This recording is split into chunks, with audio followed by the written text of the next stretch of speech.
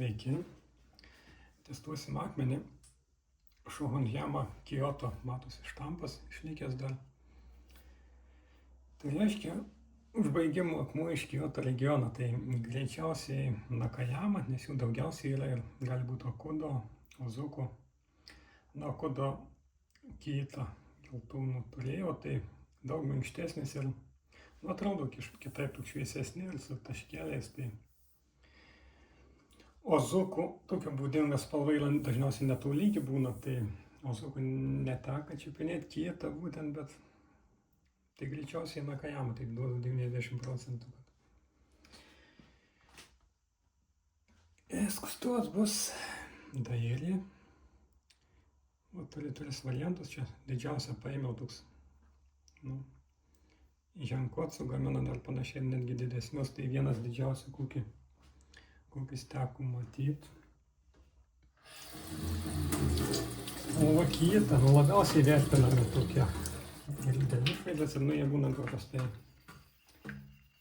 minkštesni ir labai švelniai dirba, smulkus. Na, gora kažkokią paimsim, kažkokią. Nežinau, smulkią, kaip smulkią, kokią gora. Mikava gora, aišku. Na ir su 6000 perėjau dabar. Buvo nedidelė, korozija šiek tiek pažeista ir nuvalyta, aišku. Ir po 6000 akmenį ant sintetikas su nagora irgi. Perėjau, nuėmiau skilimus beveik iki galo, dabar nuimsim visiškai iki galo. Kampus užapvalinau, dar padarysim ir natūralaus, kad dar švelniau. O netidžiai, kaip tik skutaus vakar ir būtent dėl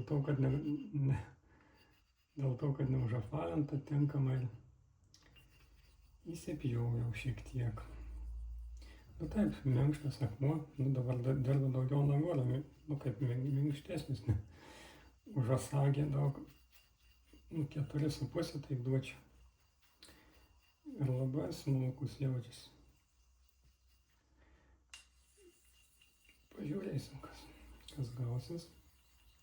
Bet jau dabar nebejoju, kad gausis bent jau gerai arba labai gerai. Nepilnai užtenka tokių matmenų. Skustuvai. Galėtų ir peilį užteks. Ilgas arba apie 20 cm giliai. Ne taip patogu, kokie jie nagėba, aišku, jau bus patogu galastus. Šefai, jau nekalbant apie mažesnius, kokie 15 cm, tai kągi, galime link apie užbaigimą jau galvoti. Plienas, aišku, kažkoks anglinis, nes rūdyja, nuvaliau koroziją, buvo gana nemažai.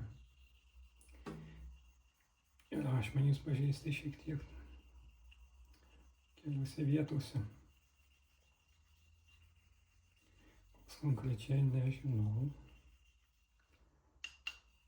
Komisarė galandas į tą pusę daugiau, bet čia užbaigimą akmutai. Čia metalą mes praktiškai nenuimam. Minimaliai.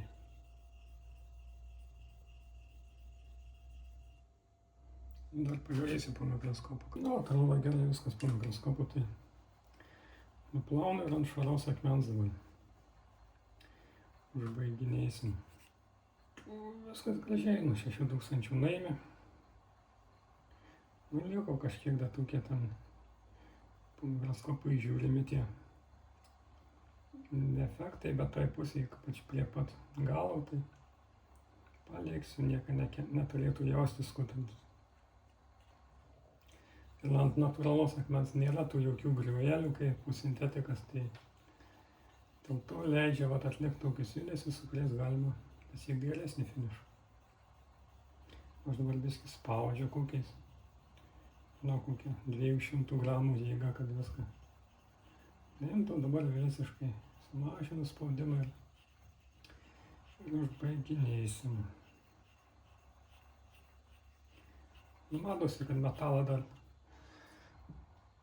šiek tiek nuima, nes akmuo šviesus, tai dėl to taip Anglinis plienas lengvai pasiduoda netgi natūraliams akmenėm, tai nenuostabu, žodžiu. Ir klausom, kaip ašmenys, ar visur vienodas atsakas, toks lipnumas atsiranda. Jeigu kažkur yra kas, ir vibracija persiduoda. Garsas, aišku, skiriasi.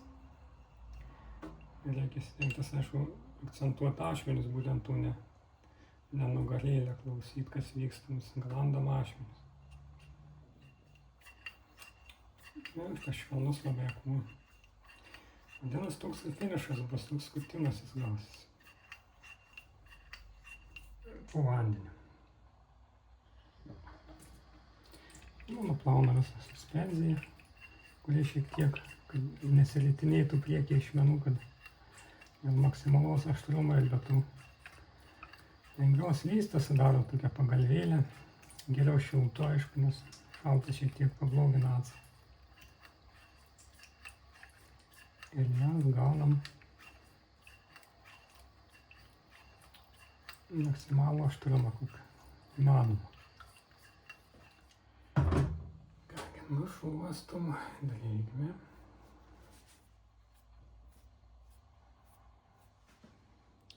Žiūrim, kaip kas bus dabar.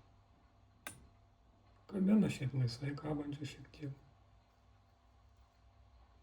Skuta labai lengvai. Labai lengvai ir švelniai. Eisim ant odos. Na va, perėjau su Kanayama daržu 198. Ir žiūrim, kas gavosi.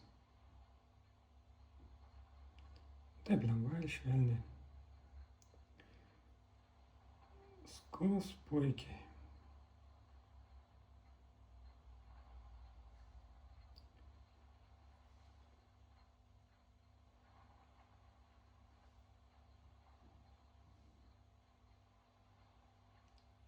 Žodžiu.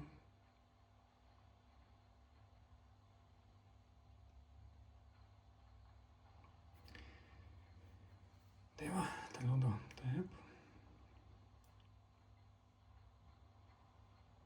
Dėkui už dėmesį. Iki.